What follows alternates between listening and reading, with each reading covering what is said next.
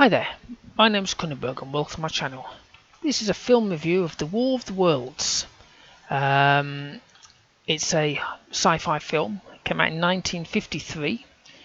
The rating in Amazon it's a PG, in IMDb it's an X.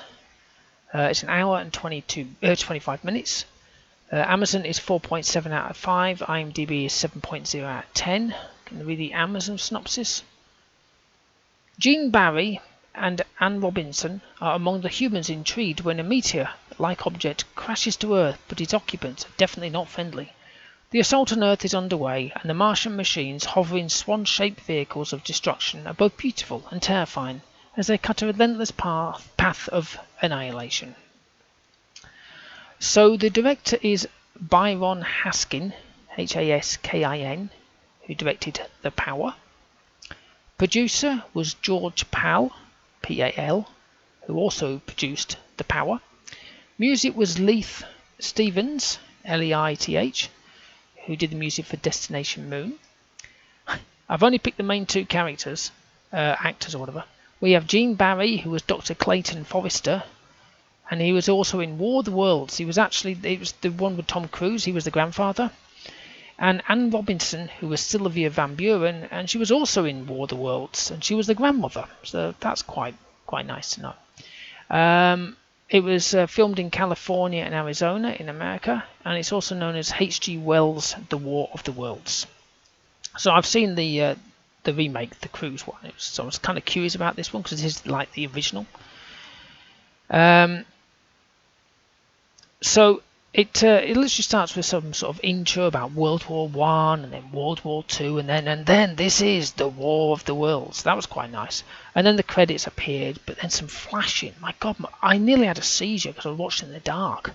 So if you watch in the dark, maybe close your eyes when the credits come up because it just flashes like dead, my eyes. Obviously it was, when was it? 1953. So I don't think we'd gone to the moon, have we, at that point? So images of Mars and Pluto, but there were drawings, obviously, because nobody's been on the planet yet. But Jupiter looked quite cool on the land. It's like somewhere I'd like to visit, maybe, I don't know. It does start different to the remake, so obviously I'm comparing it to the remake, because a lot of people have seen the film with Tom Cruise in it, but not a lot of people have seen the film from, the 50s. So basically, as it says, the meteor comes down. It's heat and flame, and then the scientists turn up, a priest, kids, picnic table, food, music. It's like a party. And then someone comes over, starts prodding it with a sort of a shovel and starts banging it and stuff like that. What could possibly go wrong? I must admit, I've not seen a square dance in a film for ages. Gene Barry was definitely having fun, sort of saying, because he was like, "Oh, what do I do for fun around here?" It's like, well, there's always the square dance that's at the hotel or whatever it was, and off they went. Okay. So as usual, the lights went out at the dance due to something happening. I'm going to tell you what it is. And then this lady found a candle, lit it, and the room was instantly bright. It's the best candle in the world. I want one of those ones. Don't need torches, you don't even need light bulbs or anything, just put one of these candles on and boom, pure brightness. It was interesting because they're discussing on the radio what the aliens may look like and how the machines appear and stuff, as opposed to us just going running away. They're going, well, their atmosphere over there is like this, because they've already decided where they come from, obviously, and things like that. So that was quite cool. So the army turns up, and they must be hungry. So Anne Robinson, who's Sylvia, is sort of pottling about with a tray full of croissants and coffee. And it's like, what the hell? I'm pretty sure they have a mess hall. So if ever you've watched 50s or 40s or those kind of films, I'm thinking of House on Haunted Hill is another one. I will review it eventually.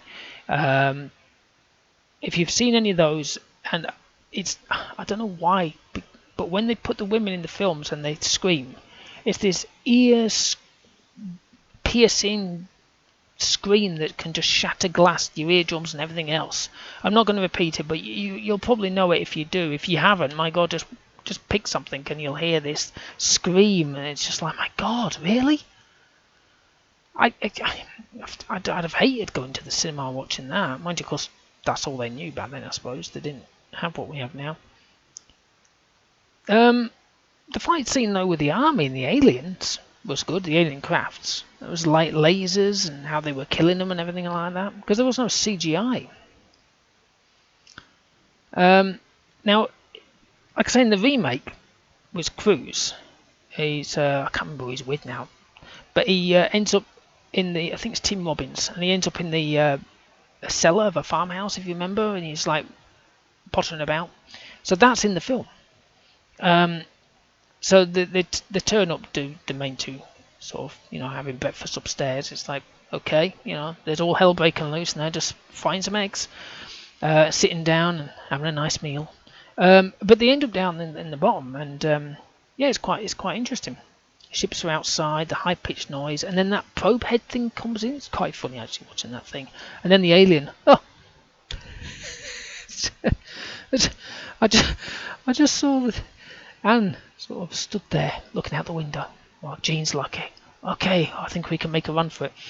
And this long spindly arm sort of pops his hand on her shoulder, kind of like just drapes it over her shoulder, and she just looks at it and kind of like sort of doesn't scream but looks like and then he threw at something and he ran away with his arms waving in the air. It was quite enjoyable. Like I said, there was no CGI. It was all done differently.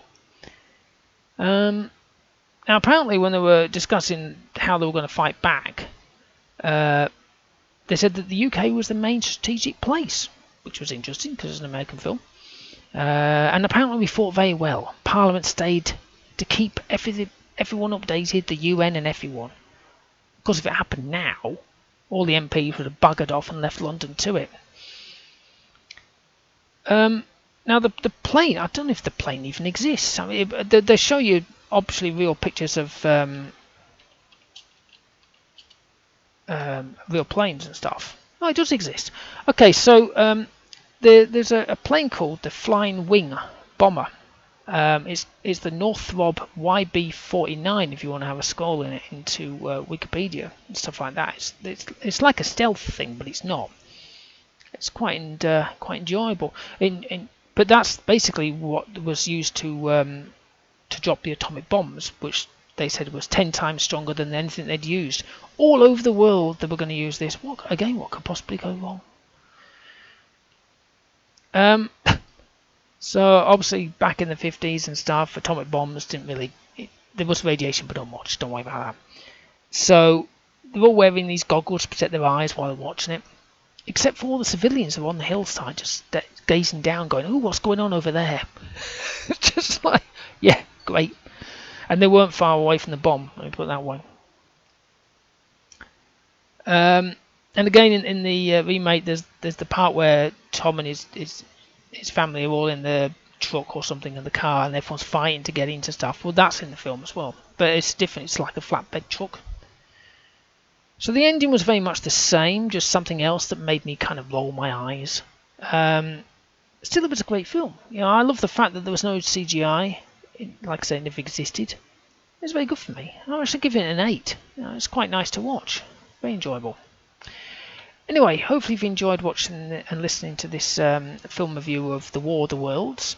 Please subscribe to my channel. I've got plenty of the film reviews, quite a few sci-fis kicking in now.